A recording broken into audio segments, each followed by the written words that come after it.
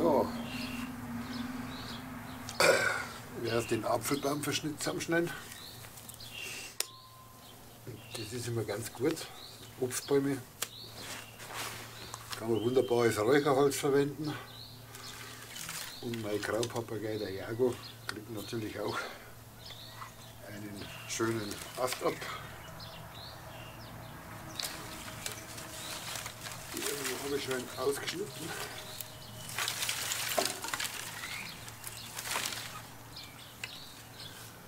Papageien lieben Obstgehölze, weil die sind nicht giftig und sind sogar gut fürs Schnabelwerk. Und den Rest schneide ich zusammen.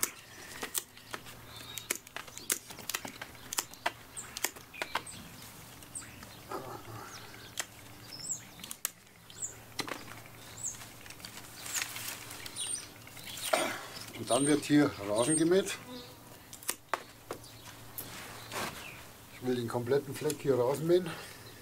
Und wenn ich den Rasen gemäht habe,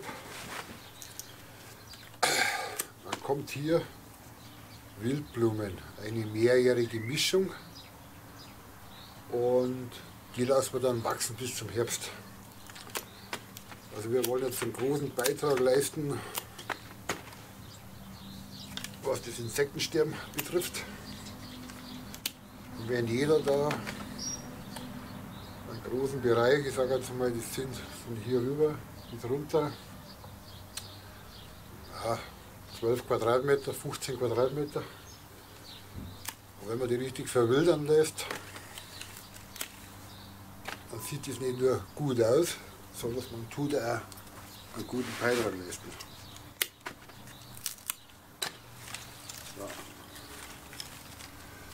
So ist es.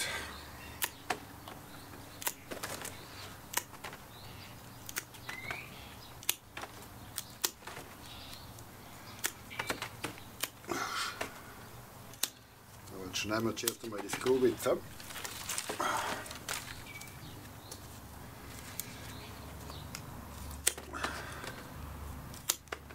Einen Teil schneiden wir runter, so kleine Stückel. Das mache ich dann extra. Und das nehme ich dann zum Räuchern her für den Webergrill. Das ist unglaublich, man braucht sich kein Räucherholz kaufen. Wenn man selber die Obstbäume im Garten beschneiden muss, ist das beste Räuchermaterial, was es gibt. Das ist,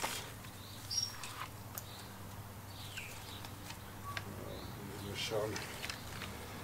Das ist schon mal so eine Sitzstange für den Jago, und das lassen wir drin.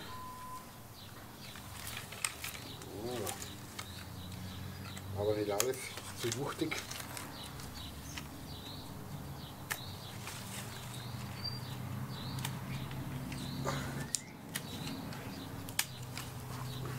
Also wie gesagt, wenn da jeder ein bisschen einen Beitrag leistet und man tut für die Insekten was, lasst einen großen Fleck im Garten stehen, nie mehr mähen, ihr spart euch Arbeit und ihr tut was Gutes für die Umwelt. Ich sage immer wieder, macht kein Golfrasen aus eurem Garten. Das ist alles Gift und Gelump für die Umwelt. Ich schneide jetzt das zusammen. Dann sehen wir es mal wieder, wenn ich da das ganze Ding ansehe. Das ist echt eine mehrjährige Wildblumenmischung. Und auf die freue ich mich schon.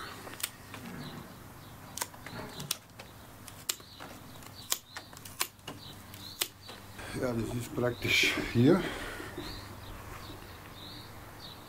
das Ganze.